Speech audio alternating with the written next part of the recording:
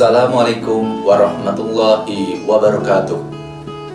Alhamdulillahilladzi hadana lihada wa ma kunna linahtadiya laula an hadanallahu asyhadu an la ilaha illallah wahdahu la syarikalah.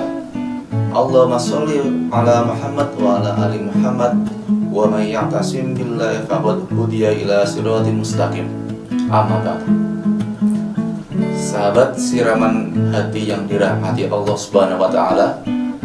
Pertama, marilah kita panjatkan puji syukur kehadirat Allah Subhanahu wa taala karena atas rahmat dan hidayahnya kita dapat bertemu lagi dengan bulan Ramadan yang penuh hikmah ini.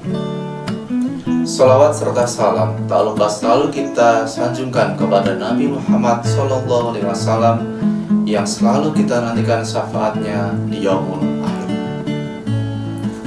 Allah Subhanahu wa taala berfirman dalam surat Al-Baqarah ayat 53. Wa aqimus sholata wa atuz zakah warka'u ma'ar raki'in. Yang artinya, tegakkanlah sholat, tunaikanlah zakat, dan rukuklah serta orang-orang yang rukuk. Ayat di atas menjelaskan tentang perintah sholat dan pentingnya sholat bagi kehidupan. Namun pada kesempatan kali ini kita akan membahas bukan hanya tentang ibadah dari sholat tersebut, tapi tentang dari sisi kesehatan, manfaat gerakan sholat jika ditinjau dari setiap gerakan berdasarkan dari sisi medis atau sisi kesehatan. Penelitian terus berjalan, ilmu terus berkembang. Pada ilmu modern ini menunjukkan bahwa sholat bermanfaat bagi kesehatan fisik maupun mental. Penelitian dari Ibrahim dan Sian menjelaskan bahwa rangkaian gerakan sholat merupakan gerakan yang berirama yang dilakukan secara berulang. Gerakan sholat menyebabkan kontraksi dan relaksasi otot yang harmonis dan juga seimbang. Hal ini mengakibatkan peregangan dan kontraksi isometrik seperti yang terjadi pada saat berolahraga. Berbagai posisi dan gerakan sholat seperti takbir, berdiri, rukuk, sujud, dan juga salam melibatkan hampir semua otot rangka pada tubuh manusia. Melakukan gerakan sholat dan ditambah dengan jalan kaki menuju masjid misalnya, bisa dikatakan memenuhi rekomendasi olahraga 30 menit per hari. Untuk lebih lengkap dan jelasnya, mari kita bahas satu persatu pada gerakan-gerakan sholat. Yang pertama, gerakan berdiri tegak. Berdiri tegak bertakbiratul ihram, lalu mengangkat kedua tangan sejajar dengan telinga atau bahu dan melipatnya di depan dada bagian bawah. Gerakan seperti ini melancarkan peralihan darah, kemudian kekuatan otot lengan, kemudian posisi jantung yang ada di bawah otak kita memungkinkan darah mengalir lancar ke seluruh tubuh. Saat mengangkat kedua tangan, otot bahu merenggang sehingga aliran darah kaya akan oksigen menjadi lancar. Kemudian kedua tangan didekapkan di depan dada di bagian bawah. Sikap ini menghindar dari berbagai gangguan persendian, khususnya pada tubuh bagian atas. Saat berdiri tegak, tubuh pada posisi lurus dan seimbang. Ini membantu melatih postur tubuh, menjaga keseimbangan, serta memperkuat otot kaki dan punggung. Pada gerakan kedua, adalah rukuk. Rukuk yakni dalam posisi sempurna, ditandai dengan tulang belakang yang lurus, sehingga bila diletakkan segelas air di atas punggung, tak akan tumpah air tersebut. Posisi kepala lurus dengan tulang belakang. Postur ini bermanfaat menjaga kesempurnaan posisi dan fungsi tulang belakang. Posisi jantung yang sejajar dengan otak saat rukuk membuat aliran darah maksimal pada tubuh bagian tengah. Tangan yang bertumpu di lutut berfungsi sebagai relaksasi otot bahu hingga bawah. Selain itu, rukuk adalah latihan kemih untuk menjaga dan mencegah gangguan prostat. Yang ketiga adalah sujud. Sujud yaitu posisi agak menungging dengan meletakkan kedua tangan, lutut, ujung kaki, dahi pada lantai. Manfaat dari sujud ini sangat luar biasa. Posisi jantung yang ada di atas otak menyebabkan darah kaya oksigen bisa mengalir maksimal ke otak. Aliran ini berpengaruh pada daya pikir seseorang, sehingga dapat memacu kecerdasan. Karena itu, lakukanlah sujud dengan tumaninah. Jangan tergesa-gesa agar darah mencukupi kapasitasnya di otak. Postur ini juga menghindarkan gangguan dari wasir, khusus bagi wanita. Baik rukuk maupun sujud memiliki manfaat yang luar biasa bagi kesuburan dan kesehatan organ wanita, memudahkan proses persalinan. Secara spiritual, sujud adalah posisi yang paling mulia karena paling dekat dengan Allah. Dalam surat Al-A'raf ayat 19, Allah berfirman, "Sekali-kali janganlah engkau patuh kepadanya, dan sujudlah serta dekatkanlah dirimu kepada Allah." Ayat ini menunjukkan bahwa sujud adalah jalan untuk mendekat kepada Allah Subhanahu wa Ta'ala. Rasulullah SAW bersabda dalam hadis riwayat Muslim, "Keadaan paling dekat seorang hamba dengan Rabb-nya adalah ketika ia sujud.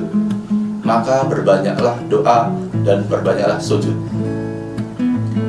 Sahabat siraman hati sekalian, secara spiritual, sujud mengajarkan kita tentang kerendahan hati, kepasrahan total, dan penghambaan yang sempurna.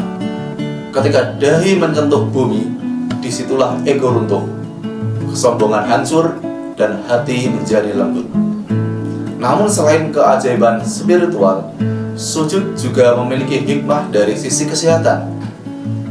Yang pertama, sujud dapat meningkatkan aliran darah ke otak. Dalam posisi sujud, kepala lebih rendah dari jantung. Secara fisiologis, kondisi ini membantu meringankan suplai darah dan oksigen ke otak. Oksigen yang cukup membantu menjaga fungsi sel-sel otak, konsentrasi, dan kestabilan emosi. Gerakan ini mirip dengan konsep inverted position dalam terapi fisik modern yang diketahui membantu sirkulasi darah bagian atas tubuh. Yang kedua, sujud juga menenangkan sistem saraf. Sujud yang dilakukan dengan tenang dan penuh kekusukan, kombinasi antara posisi tubuh dan bacaan doa yang lirih dapat mengaktifkan sistem saraf parasimpatik. Sistem ini berperan dalam relaksasi dan ketenangan tubuh. Inilah sebabnya orang yang khusyuk dalam sujud sering merasakan ketenangan yang luar biasa. Selanjutnya, sujud dapat melatih otot dan sendi. Saat sujud, 7 anggota menyentuh lantai. Siapa saja mereka? Dari atas ada dahi, 2 telapak tangan, 2 lutut, dan 2 ujung kaki. Hal ini sesuai dengan sabda Rasulullah SAW dalam hadis riwayat Bukhari dan Muslim. Aku diperintahkan untuk sujud di atas 7 anggota badan. Gerakan ini jelas melatih kelenturan pergelangan tangan, siku, lutut, serta memperkuat otot inti tubuh. Jika dilakukan secara rutin 5 waktu dalam sehari, sujud menjadi latihan fisik ringan yang luar biasa. Selanjutnya, sujud dapat menyebabkan tekanan positif pada titik saraf. Beberapa kajian medis dan terapi refleksi menyebutkan bahwa area dahi memiliki banyak pembuluh darah kecil dan titik saraf. Tekanan lembut saat sujud dapat membantu simulasi saraf dan juga relaksasi. Setelah sujud, kita lanjut duduk di antara 2 sujud. Kita mengenal 2 macam duduk di antara 2 sujud, yaitu iftirasi pada tahiyat awal dan tawarruk pada tahiyat akhir. Perbedaannya terletak pada posisi telapak kaki. Manfaatnya, saat duduk iftirasi, kita bertumpu pada pangkal baha yang terhubung dengan saraf nervus atau ischiadus. Posisi ini menghindarkan nyeri pada pangkal paha yang sering kan penderitanya tak mampu berjalan. Kemudian yang kedua, duduk tawaruk sangat baik bagi pria sebab tumit menekan aliran kandung kemih. Kelenjar kelamin pria dan saluran vas deferens. Jika dilakukan dengan benar, postur ini mencegah impotensi. Variasi posisi telapak kaki pada iftirasi dan tawaruk menyebabkan seluruh otot tungkai turut merenggang dan relaks kembali. Gerakan dan tekanan harmonis inilah yang menjaga kelenturan dan kekuatan organ-organ gerak kita. Kemudian yang terakhir adalah salam. Salam, yakni gerakan memutar kepala ke kanan dan ke kiri secara maksimal. Manfaat dari salam ini adalah relaksasi otot sekitar leher dan juga kepala, serta menyempurnakan aliran darah di kepala. Gerakan ini mencegah sakit kepala dan menjaga kekencangan kulit wajah. Hadirin yang dirahmati Allah Subhanahu wa Ta'ala, jika kita perhatikan dalam sehari semalam kita melaksanakan sholat minimal 17 rakaat. Hal ini berarti puluhan kali kita melakukan rukuk, melakukan sujud, dan juga duduk. Tanpa kita sadari, sholat adalah bentuk olahraga ringan yang dilakukan secara rutin dan konsisten setiap hari. Namun, perlu kita ingat, tujuan utama sholat bukanlah untuk olahraga, melainkan untuk ibadah kepada Allah Subhanahu wa Ta'ala. Manfaat kesehatan adalah bonus dari ketaatan dan ketakwaan kita kepada Allah Subhanahu wa Ta'ala. Karena itu, marilah kita perbaiki kualitas sholat kita, tenang, khusyuk dalam hati, benar dalam gerakan, dan tepat waktu dalam pelaksanaan sholat. Semoga dengan sholat yang baik, kita mendapatkan dua kebaikan sekaligus, kesehatan rohani dan juga kesehatan jasmani. Demikian yang dapat saya sampaikan. Semoga bermanfaat dan menjadi pengingat bagi kita semua. Wassalamualaikum warahmatullahi wabarakatuh.